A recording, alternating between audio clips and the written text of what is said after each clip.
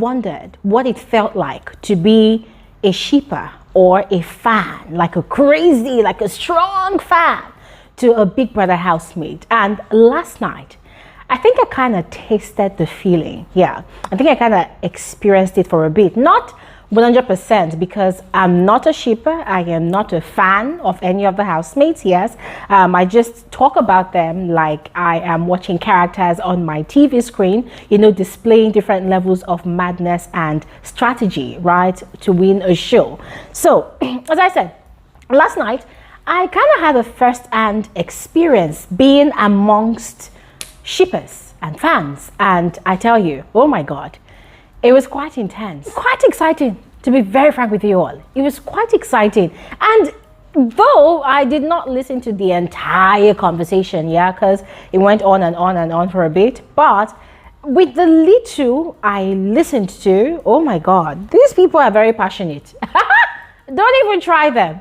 They're very, very passionate. And guys, it also kind of sparked up my curiosity about how these people actually feel being actual shippers to housemates who obviously go into this show, you know, to play a game, and then they create relationships like coupleships, you know, to entertain us, the viewers, right? And these people know, because I don't want to believe that these shippers do not know, but these people know, these shippers know, they are fully aware, or maybe they are not. I find it hard to believe, but they know that these people are coupling up for the sake of the game. But then they still go ahead to, you know, get so fully invested with their emotions, with their money, with their time to ship these people together. Guys, the things I was hearing from Khoyemi shippers' conversations last night, oh my God, I was amazed. I was intrigued. It was a lot. It was a lot for me, ladies and gentlemen, and I'm going to go ahead and spill some of the things I heard, yes, and also go ahead to give you my own thoughts about it. And also, we're going to touch up on what's going on in the Big Brother Titans mansion at the moment. It's like they are at the point where they just want to go home. They're tired. So anyways, quickly, we're going to get into this video. And I want to encourage all of you to please go ahead, share with me your thoughts in the comment section below. And hey, don't forget, tomorrow is Saturday. By 3 p.m. WAT, we're going to be having our YouTube live stream. So please, I urge you all to come out en masse. Do not miss out. There are things to discuss, there are things to talk about. All right, and I look forward to seeing all of you. You're welcome back to my YouTube channel. My name is Glory Elijah. This is Frankly Speaking with Glory, and I am the girl with the T. If you're not yet a part of this community officially, please kindly go ahead and do exactly what you see on your screen so that you'll be able to keep up with what is going on this channel. All right, now quickly, let's proceed into the details of this conversation. So before we get into the Khoyemi shippers conversation, let's quickly, you know, do a bit of a recap to the housemates activities from last night. So there was the wager task presentation, music madness. Oh my God, guys, I had a good laugh. It was so entertaining. I laughed so hard, and I could imagine Big Brother laughing and falling off his chairs. Oh my God. You know, yeah, initially I was kind of scared and very, very skeptical of how the housemates would pull off, you know, yesterday's wager task presentation, because it seemed as though they were kind of confused. It seemed as though they did not really know what they were going to do. It felt like they did not have direction. Yeah, it felt like they were kind of lazying about it. Yes, I mean, everybody was trying to, you know, put in their one or two thoughts about how they would put together the presentation. Even Tabang, I was kind of scared that Tabang would not make for a great host of the show, of the presentation. Yeah, but I was really surprised. Oh my God, my favorite performances was from Blue Aiva. Blue Aiva totally killed it. Yes, and then Kanaga Jr., yes, I really enjoyed his performance for the first time. Yes, and I say it, for the first time, I thoroughly enjoyed Kanaga Jr.'s performance of his energy song. Although I had my reservations because it was very, very obvious that he kind of copied Brian's energy from the Big Brother Naija Level Up season. It was very obvious that was a huge cloning of Brian's concept, of Brian's idea. Yes, but he kind of improvised on it a bit, you know, just added one or two spices here and there, and he pulled it off. Yeah, he did. And I really enjoyed his performance for the first time. And I was kind of surprised that kind of guy could actually impress me. Not like he was actually gunning at impressing Gloria Elijah, but I was really impressed. Oh, the backup dancers, Khosi, Yvonne, Ipeleng. I think Nana at some point. Nah, guys, everybody brought their best foot forward. Ebuka's music. Well, although Big Brother was giving him accolades, but I'm sorry, I wasn't really impressed because Ebuka is fond of singing off key, off notes, off everything. And it's quite interesting how the guy believes strongly that he is the best singer in the house. You know, whenever he opens his mouth and he's doing all those, I'm like, okay, here we go again. You know, but he really did great. I mean, his creativity was very, very obvious and really felt from the lyrics of the first song he rendered about the 24 housemates. I kind of enjoyed the lyrics, but not the melody. The song was tuneless. It was melodyless. It did not have vibe. Did not even have rhythm. So nah, for me, the song was 0, but the lyrics was great. Okay, let me put it as the rendition was 0, but the lyrics was great. Yes, and then his fella impersonation, that was also spot on. In fact, guys, generally, the whole presentation was spot on. I enjoyed it. The housemates were actually doing nonsense. Let's be realistic. And I'm saying this from the point of view of one who is musically inclined. I have a background in music. Yes, I studied music for a bit, studied keys, notes, all those things. Yes, so I can confidently tell you that the housemates were actually doing nonsense musically. But entertainment-wise, they actually gave a stellar performance and I thoroughly enjoyed it. Oh, and worthy of mentioning was Miracle fainting. Miracle and Nana. Hey, God.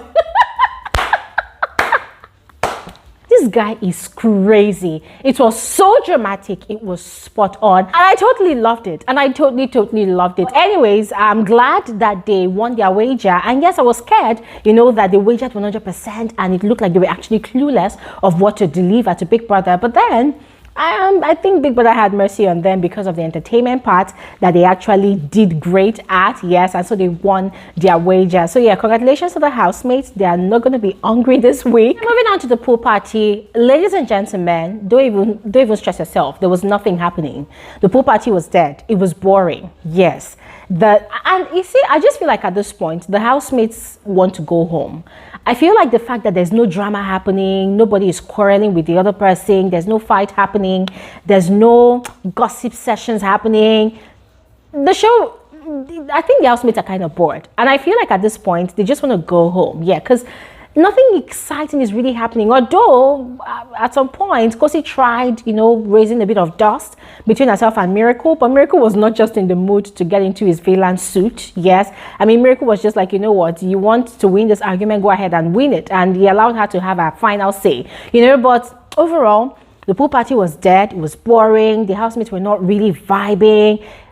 It was only Blue Aiva that tried, you know, to, you know, liven up the whole thing with her. She tried doing all of those things, but nobody's energy was actually picking up. Anyways, the night as well was dead. And there was nothing really happening. Black Boy tried getting a bit dramatic with Blue Aiva, but it was not given. Nothing was happening. Now, quickly, fast forward to the Khoyemi shippers conversation. About the Khoyemi shippers meeting. If you all recall from my previous video, I had informed you all about the cause of the rivalry between these two people or these two groups. Now, Cregx Force are angry and believe strongly that Khosi spoiled Yemi's game. So therefore, they will not allow and are not in support of any sort of relationship between those two adults. I had to put that as adults because it was quite interesting how a bunch of people want to dictate to a grown man how to go about his life in terms of having relationships with another person. Now, the Khoyemi shippers, on the other hand, they want these two people to be in a ship. Another reason for the rivalry is the Cregx Force people, because they do not want that merging of the two groups, because if they want that separation, they had accused the Khoyemi shippers of stealing videos from Yemi's arrival at the airport, yes, 2 nights ago, and going ahead to post it first to make it look like they were the ones that actually went to welcome Yemi. So the Khoyemi shippers had their meeting last night to clear the air. From clearing the air, they revealed that they were actually there as well, and they had made their own video that, oh, the mistake that they made was that they did not wait for Yemi's fans to first post the video. So they apologized for that, and then they said, oh, that the truth is they were there and they were overly excited to see Yemi. Now, as I said before, I was off and on that conversation, so I did not hear everything 100%, but I was wondering, like, okay, so were the Khoyemi shippers supposed to take permission from Cregx before going ahead to post a video of Yemi? Like, who dictates what happens between these two groups? Like, what exactly is going on? The way some of the Khoyemi shippers were sounding, they wanted Cregx to acknowledge what Khosi and Yemi shared in the house. They wanted that cooperation between the two groups. But one of the Khoyemi shippers, who probably was the person that was slighted at the airport, I don't know, but the person really sounded offended, you know, by all the accusations. According to that person, Cregx had been dragging Khoyemi shippers, insulting them, even going as far as insulting their families. And so that person did not want the merger. That person wanted that separation. So according to that person, you guys do you, we will do our own thing. We'll go ahead to hype Yemi. You people go ahead and hype your own fave, right? Cregx, do your own thing. We got to do our own thing. I don't understand why we even having this kumbaya conversation, because it's not going to work out. After this is done and dusted, everyone will continue doing what they were doing earlier today before the space. So this is a waste of time. But anyway, guys, see you back in the group. Love you guys. Mwah. Anyways, they went back and forth, and it seemed like they were not going to come to an agreement at the end of that conversation. And so towards the end of the conversation, they were now soliciting for funds for AIDS, that, oh, Yemi's birthday is coming up very soon. I think it's going to be 20th of this month, March. So they were soliciting that they want to buy gifts for Yemi, about 31 gifts. So they need contributions. That was when I thought, okay, wow. So these people actually go really hard for their faves. Like, these people actually really do contribute their hard-earned money for their faves. Wow. Just wow. Who gonna contribute for me like this? Because, guys, I was really amazed. But, you know, off all their back and forths, all what they are discussing, because to be frank with you guys, I wasn't really concerned. I wasn't even bothered about the details of their conversation. But what really got me was their passion. These people are passionate. Wow. These people are passionate. I listened to one of them speak, and this person was like, I saw my boy. Oh, my boy, my God, if you see my boy is very calm. My boy does not like drama. My boy is not toxic. I want the best for my boy. I will support my boy. I say, the passion is there. These fans and shippers, they're really passionate, oh, ladies and gentlemen. Oh my God. I mean, I never knew it was that possible to like someone that you do not know from Adam. Yes. I mean, I have actually received certain emails from certain people telling me, oh, Gloria, I like you.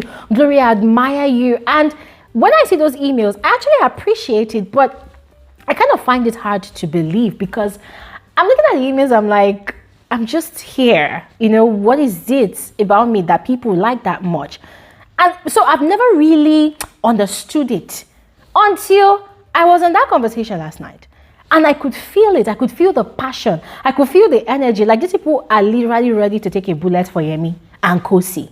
I said, okay, we're here. The show has not ended. So I am really looking forward to, you know, seeing how this relationship between fans and their faves will pan out. But in the meantime, I would love to hear your thoughts about all that I have mentioned on this particular video. So please go ahead and share with us in the comment section below. And I'll see you guys on another video soon. Have an amazing day. Bye.